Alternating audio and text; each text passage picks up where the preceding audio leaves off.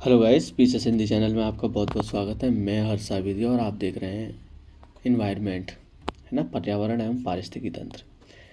ये विषय है, ये बहुत ही, इसका जो सिलेबस है बहुत ही छोटा है, ज़्यादा सिलेबस नहीं है, लेकिन इसके प्रश्न ज़्यादा पूछे जाते हैं। चाहे वो स्टैटिक पार्ट समझ लो, चाहे वो डायनामिक पार्ट समझ लो। स्टैटिक पार्ट का मतलब है परंपरागत तरीके से प्रश्न को पूछना, और उसका जो नेचर है, कभी कभी ऐसा होता है इसमें करंट से रिलेटेड भी प्रश्न पूछे जाते हैं। ठीक है, जो सम्मेलन हो रहे हैं आजकल उससे रिलेटेड, है ना, जो आपका ओजोन क्षरण हो रहा है उसको लेकर, है ना। तो बहुत सारे प्रश्न ऐसे भी पूछे जाते हैं जो स्टैटिक नहीं है, वो डायनामिक है। तो बहुत से प्रश्न ऐसे पूछे जाते हैं पर्यावरण से रिलेटेड, बायोडाइवर्सिटी से रिलेटेड, पारिस्थितिकी तंत्र को लेकर, या फिर प्रदूषण से रिलेटेड। तो इसमें हम बात करेंगे आज। इसके पहले सिलेबस देख लेते हैं, सिलेबस में हम पढ़ेंगे क्या क्या, प्लस देन उसके बाद में आगे क्या चीज़ें रहेंगी। ये मेरे हैंड रिटन नोट्स हैं, बिल्कुल डिटेल में मैंने ये नोट्स तैयार किए हैं। टेक्स्ट बुक और एनसीईआरटी से ये नोट्स तैयार किए हुए हैं, तो आप देखेंगे आगे। सबसे पहले मैं सिलेबस की चर्चा कर लूँ। जैसे इसमें हम पढ़ेंगे क्या क्या, जैसे परंपरागत है, जो स्टैटिक पार्ट है, जो बदलता नहीं है, तो उसमें देखेंगे जैसे जैव विविधता है, पारिस्थितिकी तंत्र है, प्रदूषण है। इसको तो मैं कोशिश करूँगा एज इट पढ़ाने की, साथ साथ इसमें जो बदलाव हुए हैं, जो चेंजेस हुए हैं, है ना, मैपिंग के माध्यम से, वो भी कोशिश करूँगा आपको करेंट देने की। फिर देन उसके बाद में गैर परंपरागत में आप देखेंगे कि नॉन ट्रेडिशनल में वैश्विक तापन है, ओजोन क्षरण है, सम्मेलन है कुछ, है ना, जो सम्मिट हो रही हैं। संगठन मतलब ऑर्गेनाइजेशन है, सस्टेनेबल डेवलपमेंट, सतत विकास जिसको हम बोलते हैं, क्या क्या गोल है, जो 17 गोल है सतत विकास के। शब्दावली देखेंगे हम, है ना, जो हम बोलते हैं, जो ग्रोसरी होती है, जो शब्दकोश होते हैं, उसकी शब्दावली, उसकी परिभाषा, ठीक है, उसको हम समझेंगे। देन उसके बाद में आप देखेंगे कि इस सब्जेक्ट की ज़रूरत कैसे पड़ी। इस सब्जेक्ट में जो वैश्विक स्तर पर, जो ग्लोबल स्तर पर जो देश हैं, उनको इस चीज़ की ज़रूरत कैसे पड़ी। पहले तो आधुनिकता के तौर पर, इंडस्ट्रियलाइजेशन के तौर पर, औद्योगिकरण जो हुआ, उसमें पेड़ों की खूब कटाई हुई जम के। फिर ये चिंता का विषय बन गया यार कि पॉल्यूशन और ये क्लाइमेट चेंज वगैरह है, ग्लोबल वार्मिंग वगैरह है, ये चीज़ें हो रही हैं। ठीक है, पहले तो खूब अंधाधुंध इन्होंने कटाई करी। फिर उसके बाद में जब लगा कि यार अब तो घर जलने वाला है, चीज़ें बहुत ओवर हो गई हैं, तो उसको कम करने के लिए ये विषय की ज़रूरत पड़ी। साथ में नए नए इन्होंने कोशिश की सबमिट करने की, सम्मेलन करने की। तो इसी आधार पर ये सब्जेक्ट एक नया गढ़ा गया और नया शब्द, ये नया विषय बना गया और चारों तरफ इसकी चर्चा होने लगी। जैसे कि आप देखेंगे इसकी शुरुआत कैसे हुई, मैं बताने की कोशिश करता हूँ आपको, क्योंकि किसी विषय को समझने से पहले, स्टार्ट करने से पहले, उसकी एक आधारभूत समझ और जो बेसिक्स चीज़ें हैं वो आपको पता होनी चाहिए, और उसमें जो इंटरेस्ट होता है वो ज़्यादा बढ़ जाता है। तो सबसे पहले आप देखेंगे इकोलॉजी, पारिस्थितिकी जो शब्द है, 1972 में स्टॉकहोम में ये सम्मेलन होता है और 5 जून को ये होता है। ठीक है, 5 जून 1972 को, तभी ये 5 जून को पर्यावरण दिवस की भूमिका होती है। आपको पता होगा पर्यावरण दिवस कब मनाया जाता है, आप बताएंगे 5 जून को। स्टॉकहोम में एक सम्मेलन हुआ था, पहली बार ऐसा विषय बनाइए, और अमेरिका और जो रूस हैं, ठीक है, ये पूंजीपति देश हैं, ठीक है, और काफ़ी इनमें जो इनकी जीडीपी है काफ़ी योगदान देती है। अमेरिका और रूस में इसको लेकर, इस विषय को लेकर कभी विवाद नहीं हुआ। तो एक मंच पे आए ये सब। 1982 में 10 वर्ष बाद इसका एक सम्मेलन होता है। ठीक है, फिर उसके बाद 20 वर्ष बाद 1992 में एक पृथ्वी सम्मेलन होता है। ये पॉपुलर है 1992 वाला, इसको याद रखेंगे, कई बार पूछा गया है। तो इसमें 20 वर्ष बाद एक सम्मेलन होता है, 1972 में हुआ स्टॉकहोम। फिर उसके बाद में एक सम्मेलन होता है 1992 में, जिसको हम पृथ्वी सम्मेलन के नाम से जानते हैं। और इसमें अच्छे से मूलभूत धारणाओं को रखवाया, परिभाषित भी किया अच्छे से चीज़ों को लेके। स्कूल कॉलेज बच्चों को भी अवगत कराया। ठीक है, स्कूल बच्चों को भी अवगत कराया, स्कूल कॉलेज में ये विषय के रूप में आ गया। पहले ये थोड़ा छोटा सा ही इसका सिलेबस आया था। देन उसके बाद में ये धीरे धीरे प्रोसीड किया गया, आगे बढ़ाया गया, इसकी प्रक्रिया को और अच्छे से सेट किया गया, जो उसका जो सिलेबस था वो गढ़ा गया। फिर देन उसके बाद पर्यावरण पारिस्थितिकी शब्द इसको बनाया गया, पर्यावरण एवं पारिस्थितिकी। यूएसए की जो राजनीति थी वो उससे प्रभावित, ठीक है, राजनीति से ये प्रभावित हुआ यूएसए की जो राजनीति है ना, पर्यावरण। जो राष्ट्रपति हैं इस समय, तो 1992 से पहले सीनियर जॉर्ज बुश राष्ट्रपति थे। दूसरे कार्यकाल में विश्व सम्मेलन बढ़ चढ़कर इसमें हिस्सा लिया गया। बिल क्लिंटन क्योटो प्रोटोकॉल के दौरान पर्यावरण पर ध्यान दिया गया 1992 पर, जैसे 1992 से 96, 96 से 2000 में हुआ। पूरे विश्व का इसमें ध्यान आकर्षित किया। उस समय बिल क्लिंटन थे यूएसए के प्रेसिडेंट। देन उसके बाद में आप देखेंगे 2000 और 2004 जॉर्ज बुश थे, और 2004 से लेकर 8 तक छोटे छोटे अलग अलग सम्मेलन हुए। पर्यावरण पर कम ध्यान दिया गया। छोटे छोटे सम्मेलन कराते गए, लेकिन प्रॉपर उस तरीके से फोकस नहीं किया। फिर उसके बाद में बराक ओबामा जी आते हैं। 2008 से 12 और 12 से 15 पेरिस सम्मेलन होता है, जो काफ़ी महत्वपूर्ण होता है बराक ओबामा जी के टाइम पर। फिर ट्रम्प आते हैं। पर्यावरण पर ज़्यादा ध्यान नहीं दिया इन्होंने क्योंकि ये खुद इंडस्ट्री चलाते हैं, ये खुद इनका खुद बिजनेस है, तो ये उस माइंड सेट के नहीं है। देन उसके बाद में 1992 में अमेरिका का प्रभुत्व था, ठीक है, क्योंकि वहाँ औद्योगिकरण हो गया था, साइंटिस्ट वगैरह सब थे वहाँ। पेड़ों की कटाई तो खूब जम के हुई यूरोप में और अमेरिका में। इनको फिर भविष्य की चिंता होने लगी 1992 में अमेरिका प्रभुत्व में। लेकिन अब जैसे आप देखेंगे 2021 का जो समय चल रहा है या 2025 का समय चल रहा है, तो भारत आपका देखेंगे, चीन है, रूस है, जापान है, भारत है, ब्राज़ील है, इनकी भी भूमिका देखने को मिलती है। भारत यूपीएससी में अदर एग्ज़ाम में देखेंगे, या फिर जो भी पीसीएस का एग्ज़ाम है, आपका समीक्षा अधिकारी का एग्ज़ाम है, 2020 से लेके 21 तक या 24 तक का अब तक का आप पेपर देखेंगे, 30-35 वर्ष तक जो जॉब करते हैं, ठीक है, और या 2050 से लेके 55 तक पर्यावरण में परिवर्तन देखने को मिलेगा। क्योंकि अलग अलग लेवल पे इनके सम्मेलन हो रहे हैं, समिट हो रही हैं और समितियां बन रही हैं। बहुत सारे ऐसे संगठन बन गए हैं जो पर्यावरण को लेके चिंतित हैं, पर्यावरण से रिलेटेड काम कर रहे हैं। तो उन संगठन के बारे में मैं डिटेल में चर्चा करूँगा, और कितने जो पर्यावरण से रिलेटेड संगठन काम कर रहे हैं।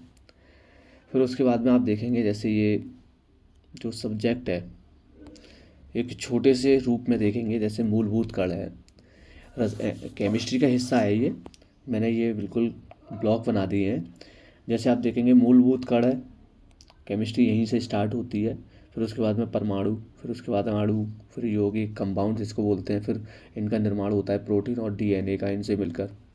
कहने का मतलब इनसे मिलकर चीज़ें आगे बढ़ रही हैं। कण से मूलभूत जो कण होगा बिल्कुल बेसिक, उससे परमाणु बना, उससे फिर अणु बना, अणु से यौगिक बने, कंपाउंड से प्रोटीन और डीएनए बना। फिर उसके बाद में जीव विज्ञान का हिस्सा आ गया, जैसे सेल बनी, है ना, सेल बनी, फिर ऊतक बना, ऊतक तंत्र बना, अंग बना, अंग तंत्र बना, फिर शरीर बना मानव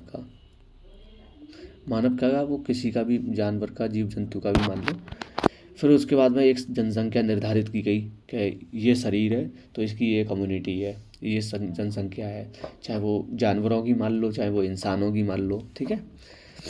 फिर उसके बाद में देखेंगे ये समुदाय, जंतु और पौधे, ठीक है, क्योंकि सेल तो सब में होती है, ठीक है। तो जंतुओं की मान लो, पेड़ पौधों की मान लो, कम्युनिटी। फिर उसके बाद में इन सबसे मिलके, समुदायों से मिलके पारिस्थितिकी तंत्र जिसको हम बोलते हैं, पर्यावरण, ठीक है, ये बना। फिर उसके बाद में जीवोम बना, अलग अलग समुदाय हैं इसमें, ठीक है। समुदायों से मिलके क्या बन रहा है आपका, जीवोम बन रहा है, बायोम बोलते हैं जिसको। बायोम, अलग अलग बायोम से मिलकर क्या बन रहा है आपका, जैव मंडल बन रहा है, ठीक है, जैव मंडल जिसको हम बायोस्फीयर बोलते हैं। फिर उसके बाद में जैव बायोस्फीयर बन गया। फिर उसके बाद में ग्रह पे आ जाते हैं, प्लानेट है। फिर उसके बाद में सौर मंडल है, अलग अलग, ठीक है। आकाशगंगाएँ, गैलेक्सी जिसको, और यूनिवर्स है, ब्रह्मांड। इस तरीके से इसकी संरचना तैयार हुई है, इस तरीके से इसका विकास हुआ है। तो इसमें देखो, ये चीज़ तो आपको केमिस्ट्री में पढ़ाया जाता है, ये आपका जीव विज्ञान में पढ़ाया जाता है।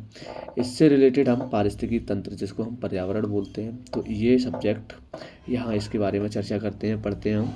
और ये स्पेस टेक्नो, आपको पता है स्पेस साइंस है ये, ब्रह्मांड वाली,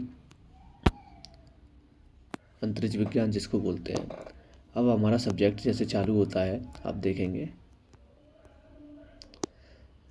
मैंने कोशिश की है आपको चीज़ों को आपको जोड़ दूँ इस सब्जेक्ट के बारे में, बेसिक्स क्या है और सब्जेक्ट सिलेबस क्या है, हम क्या पढ़ेंगे, किस तरीके से पढ़ेंगे, है ना, इस विषय को कैसे स्टार्ट किया गया, तो इसकी नींव कैसे रखी गई इस सब्जेक्ट की, वो मैंने आपसे चर्चा की।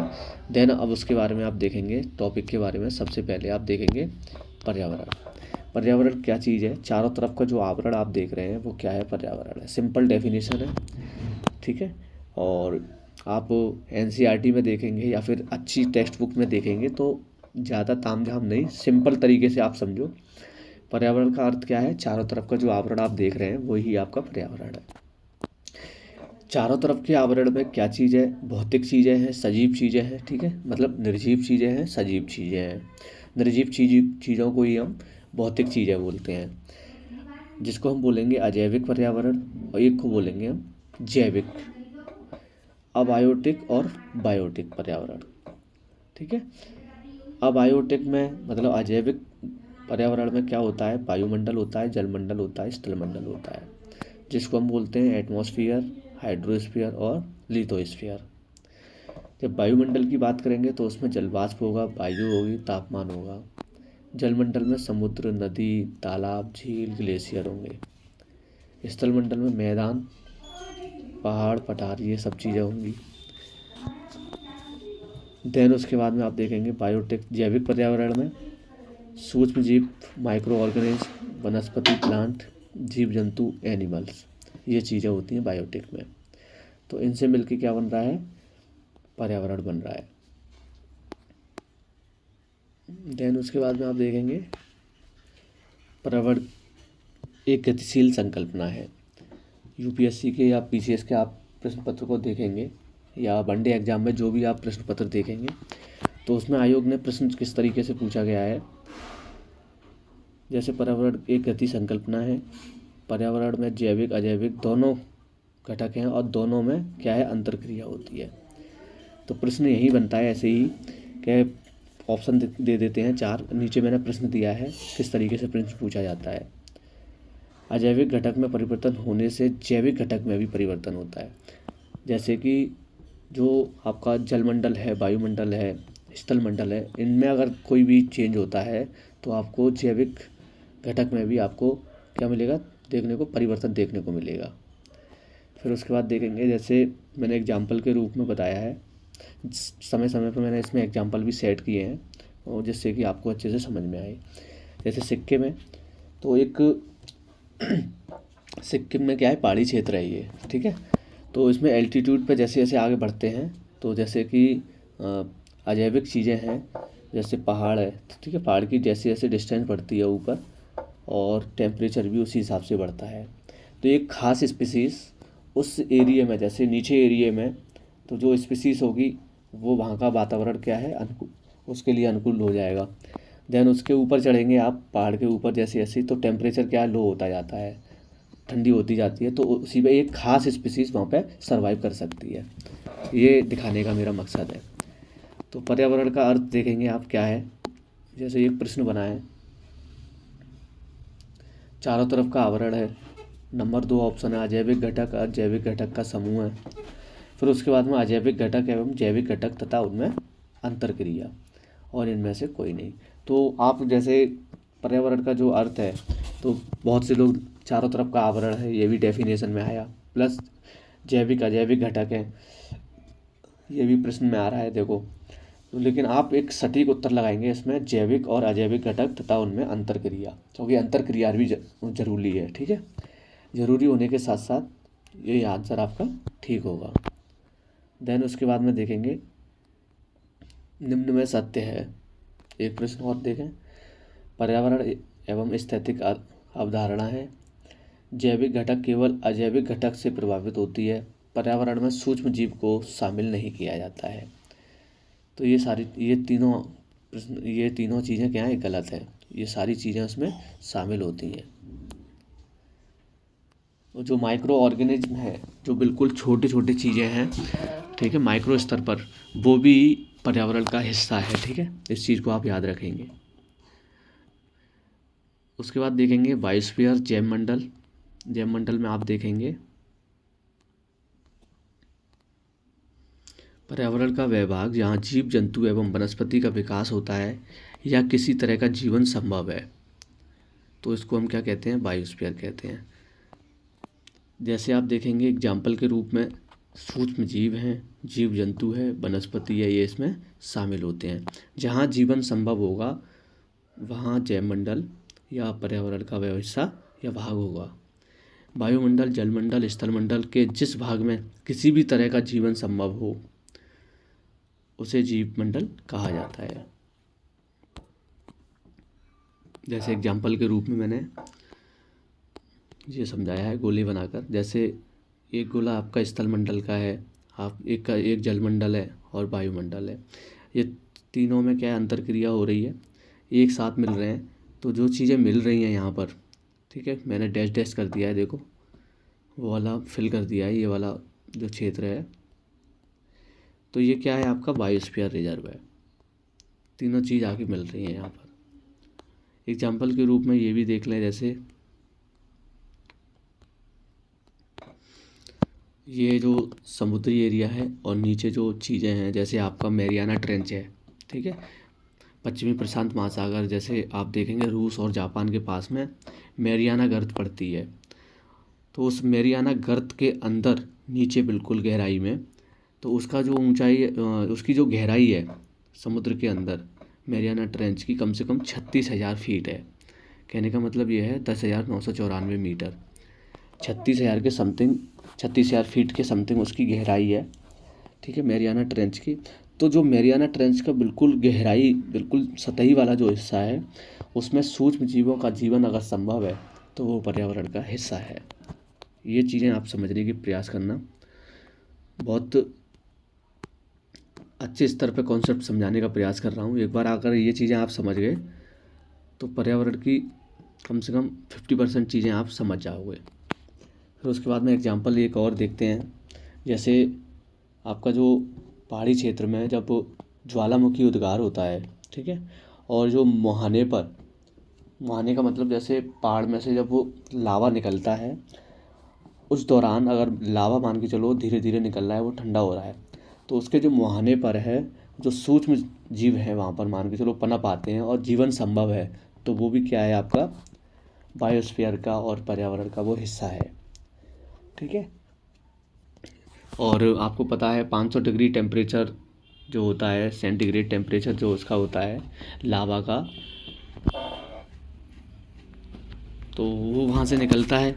निकलने के दौरान जब वो सतही तली पे आ जाता है धीरे धीरे, अगर वहाँ पे भी माइक्रो ऑर्गेनिज्म जिंदा हैं और वहाँ पनप रहे हैं, तो वहाँ पे भी क्या है, पर्यावरण संभव है। ऐसे ही आप देखेंगे जैसे पेड़ हैं, एग्जाम्पल के रूप में मैंने बहुत सारी चीज़ें आपको समझाने का प्रयास किया है। ये पेड़ है जैसे, और ज़मीन है, ज़मीन के नीचे सतह में मिट्टी है, मिट्टी में अगर माइक्रो ऑर्गेनिज्म है, वहाँ जीवन संभव है, तो वो क्या है, वो भी आपका पर्यावरण का हिस्सा है। ऐसे ही आप अर्थ को देखेंगे, आपका जो वायुमंडल है, तो 22 किलोमीटर तक चीज़ें आपको दिख रही हैं। अगर यहाँ पर भी ऑक्सीजन लेवल है और वहाँ पे भी जीवन संभव है, ठीक है, तो वहाँ पे क्या है, ये भी एक पर्यावरण का हिस्सा है। देन उसके बाद में ये आप देखेंगे अजैविक घटक, जैसे जीव जंतु प्लस वनस्पति प्लस सूक्ष्म जीव, इन दोनों में आपस में क्या है, अंतर क्रिया हो रही है। ठीक है, जीव जंतु वनस्पति और सूक्ष्म जीव में, और ये अजैविक और ये जैविक, ये दोनों आपस में ये घटक है। ठीक है, तो ये भी पर्यावरण का हिस्सा है। जैसे ये सूर्य है, सूर्य से हमें एनर्जी मिल रही है, जो जीव जंतु हैं वनस्पति हैं, ठीक है, मिट्टी वायु जल ये पोषक तत्व ग्रहण करते हैं, ठीक है, जीव जंतु और वनस्पति। तो सूक्ष्म जीव भी इसमें होते हैं, तो ये भी क्या है, आपका पर्यावरण का हिस्सा है। नदी देखेंगे, नदी का जो मुहाना होता है, नदी बहते बहते एक मुहाने पे आ जाती है, तो किनारे पर जो डेल्टा है, डेल्टाई क्षेत्रों में क्या होता है, माइक्रो जो सूक्ष्म जीव हैं, अगर उनका जीवन संभव है, उर्वरता क्षेत्र होता है जहाँ पर, तो ये भी क्या है, पर्यावरण का हिस्सा है। देन उसके बाद में ये देखेंगे जो पोलर रीजन होता है, जैसे अर्थ है, अर्थ का जो पोलर रीजन है, नॉर्थ पोल और साउथ पोल जिसको हम बोलते हैं, जैसे सूर्य का प्रकाश है, इक्वेटर पे ज़्यादा प्रकाश पड़ता है, और जैसे जैसे पोलर स्तर पे जाते हैं हम, मतलब ऊंचाई पे जाते हैं, 0 डिग्री से अक्षांश के ऊपर, अक्षांश की ओर बढ़ते हैं, जैसे कर्क रेखा है, कर्क रेखा से फिर ऊपर बढ़े हम, तो वहाँ जब पोलर रीजन आता है, अगर उस पर जीवन संभव है, आपको पता होगा जैसे पोलर बियर होता है, जैसे जो भालू है वहाँ पाया जाता है, तो क्या है, वहाँ जीवन संभव है, छोटे छोटे सूक्ष्म जीव हैं, अगर वहाँ जीवित हैं तो वहाँ पे भी जीवन संभव है, तो वो पर्यावरण का हिस्सा है। ऐसे ही आप देखेंगे ये पर्यावरण है, ये जैव मंडल है, ठीक है, जैव मंडल ही पर्यावरण का हिस्सा है। अगर बायोस्फीयर को देखें, एक जलीय भाग होता है, एक स्थलीय भाग होता है, जिसको एक्वाटिक लाइफ जोन बोलते हैं जलीय भाग को, और स्थलीय भाग को हम बायोम बोलते हैं। ये वाले टॉपिक को, बायोम को हम कल कराएंगे अब, ठीक है, डिटेल में, बिल्कुल। और आप इसको समझ गए होंगे बायोस्फीयर के बारे में, और मैंने एग्जाम्पल के रूप में आपको बताने का प्रयास किया है, ठीक है। इसको ज़्यादा से ज़्यादा लोगों को शेयर कीजिए, ठीक है, लाइक कीजिए, कमेंट के माध्यम से सुझाव कीजिए। Thank you.